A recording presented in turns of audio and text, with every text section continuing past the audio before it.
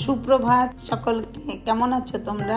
আজ আমার নিয়ম সেবার 9 নম্বর দিন। কাল আমার ব্লগে মন পাখি বলে একজন বোন কমেন্ট করেছে যে আমি যে মোচা ঘন্টটা রান্না করেছিলাম এই ধরনের রান্নাগুলো আস্তে আস্তে সব বিলুপ্ত হয়ে যাচ্ছে। ঠিকই বলেছো গো তুমি, সত্যই এই রান্নাগুলো সব বিলুপ্ত হয়ে যাচ্ছে। এখন তো মডার্ন যুগ, ছেলে মেয়েদের এই সমস্ত খাবার ভালো লাগে না।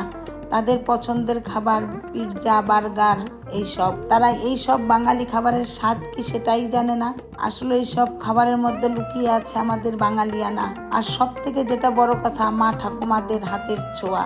আজ তাই আমি আমার মায়ের হাতে নারকেল দুধ দিয়ে ওল রান্না করে গোবিন্দকে নিবেদন করলাম। আজ যখন রান্না করছিলাম মার কথা খুব মনে পড়ছিল। এই খাবারটা মায়ের খুব পছন্দের খাবার ছিল, মা প্রায় রান্না করত। আবার মাঝে মাঝে মা চিংড়ি মাছ দিয়েও রান্না করত, খেতে খুব ভালো লাগতো। দেখো এখন শুধু মায়ের রান্নাটাই আছে, কিন্তু মা আর নেই, সবই স্মৃতি হয়ে আছে।